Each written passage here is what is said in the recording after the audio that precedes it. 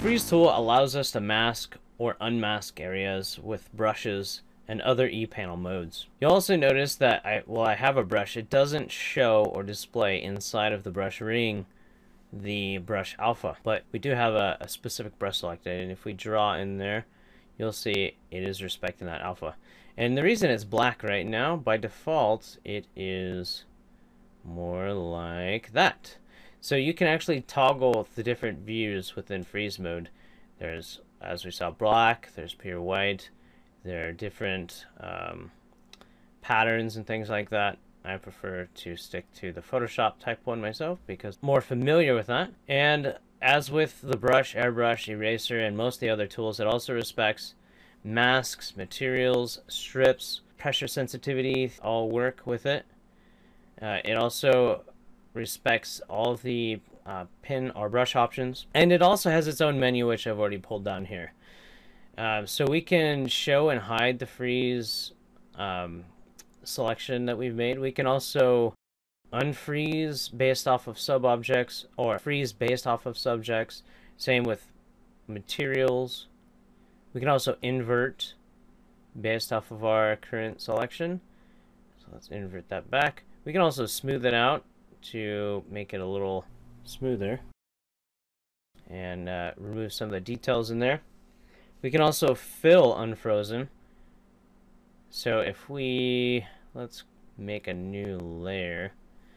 If we fill unfrozen, it will use the current foreground color to fill that whole layer in, or what's unselected. So let's undo that. We can also expand the frozen area. Each time you do this, it will do it by 1 pixel on the texture map. We can contract it as well. We can erase the unfrozen area also. If we, for example, go back to this layer that has the blue paint on it and hit erase unfrozen, it should have erased it, but it didn't seem to want to. Let's try hitting the delete key. No luck. Well, it normally works. Bug, maybe? Interesting. We can also sharpen the contrast of the masked area. And a couple other things which I glossed over here is freeze painted pixels. This one's actually kind of cool. And I should point out, you have some hotkeys.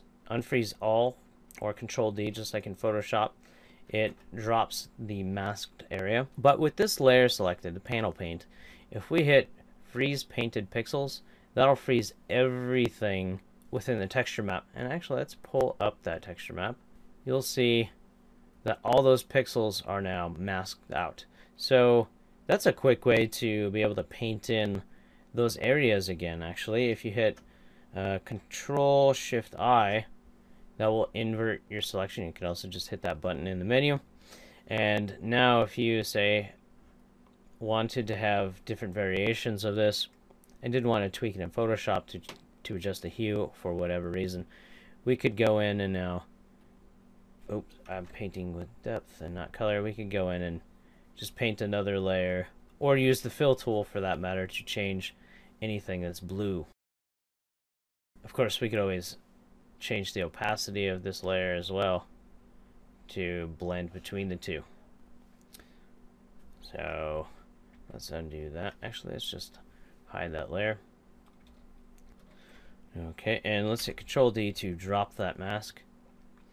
And then there's also the freeze transparent pixels. Let's go back again to the panel paint layer and hit freeze transparent pixels. That will freeze everything that hasn't been painted on. So again, another easy way. It's kind of like inverting as we did before, except it's already got the transparent pixels there selected for us, or masked out rather. And one last point to make: the store and restore will save to disk, which I believe I already mentioned, but it's very specific to this mesh.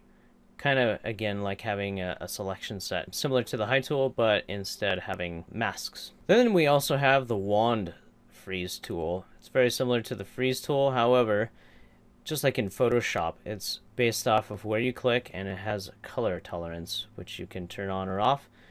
And you can also set that tolerance just like in Photoshop. Let's go back to 32. So if we click in the blue, it will select all that blue within that color tolerance range.